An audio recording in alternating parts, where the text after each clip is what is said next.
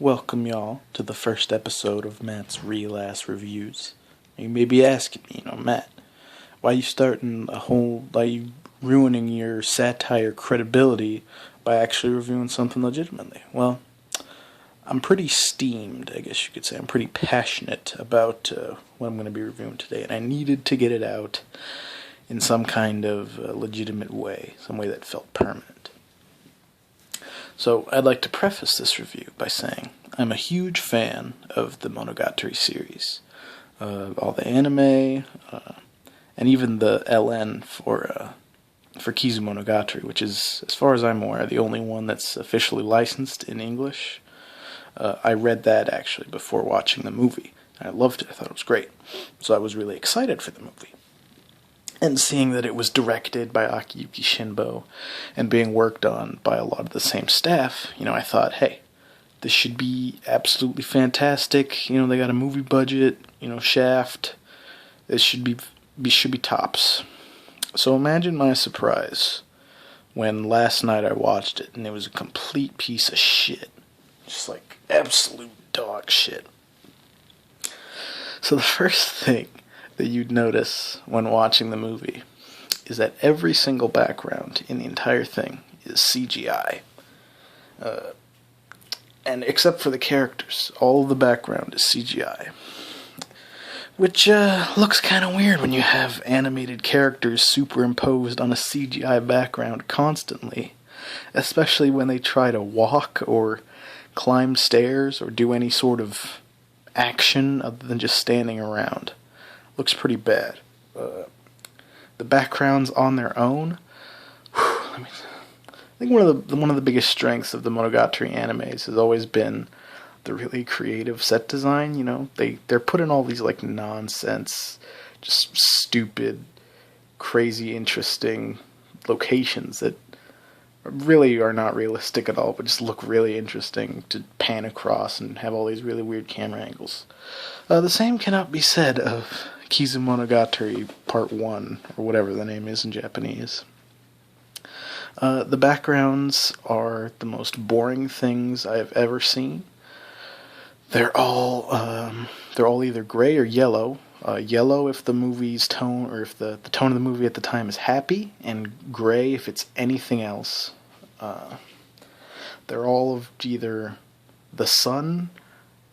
The backgrounds are either the sun or generic gray modern looking things. Vague things. And they just are the most boring backdrop on the world for the most boring dialogue I've ever seen in a Monogatari thing. The dialogue in the LN is not bad. It is up to snuff with, everything else that Nishio Ishin's done in the Monogatari series. But the movie has deigned to cut all of the entertaining parts of the conversation out in favor of exposition. Which is kind of funny that they would feel the need to do that, considering that this movie covers about only 100 pages of the light novel. The pacing is retarded, and if they had simply allocated more time for the conversations to be fleshed out in a more interesting way, the movie could have been a lot better, because there was a lot of time spent on extraneous shit with other scenes that did not need to be there.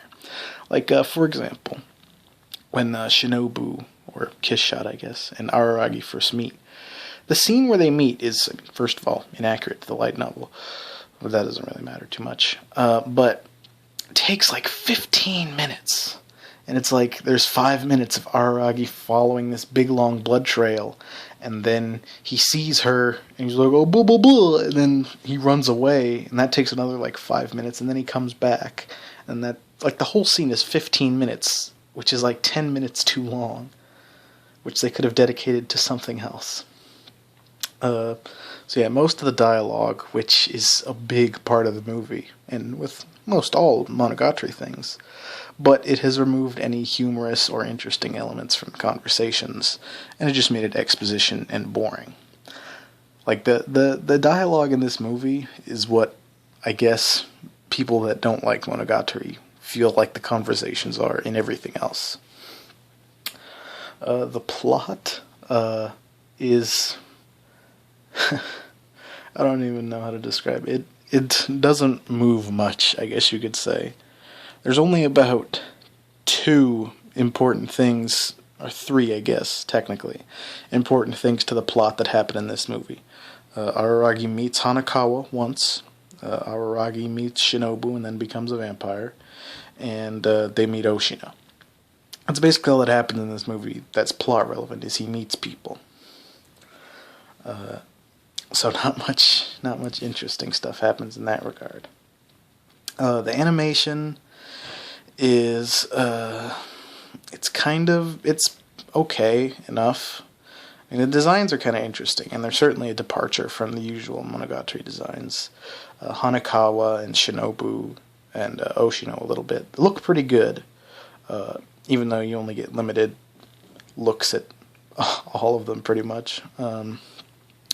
Araragi, though, his redesign and kind of some of the mannerisms he has in the movie make him feel like a weird rat man. Like, feels like a weird shifty guy, and he's like, if that makes any sense. You know, he just seems like a weirdo, and not in the way that Araragi actually is a weirdo. And then, of course, there's a bunch of minor gripes that I have with it, like that the city, which I can't remember the name of, the city that it takes place in, looks completely different from all the other anime. The anime is made to look like it was kind of suburban place. There was a lot of houses and some stores and stuff. The movie is just like, no, it's like a big city. It's like urban center, and there's like a huge industrial district, which I mean there kind of was, but it was like stuff like the Shinobu and Araragi meeting scene, which aside from being way too long, was also like weirdly horrifying in a tonally inappropriate way. Like, there are certain scenes in Kizumonogatari that are supposed to be horrifying. Supposed to like freak you out. This is not one of them. This doesn't have anything to do really with the message. But overall, I think it's a pretty bad movie. It's really disappointing, I'd say, as, again, a big fan of the series and a big fan of the specific light novel. I think it's a pretty bad movie on its own. I mean, I guess the exposition might be more interesting to a fan of the series who hasn't read the light novel, because it'd be new information. But, I mean, I wouldn't know. So I guess if that is you, check it out. But if you're not a fan of the series, this is not a good place to start. And if you are a fan of the series, don't go in expecting a masterpiece. So that's pretty much it. I give it like a 3 out of 10.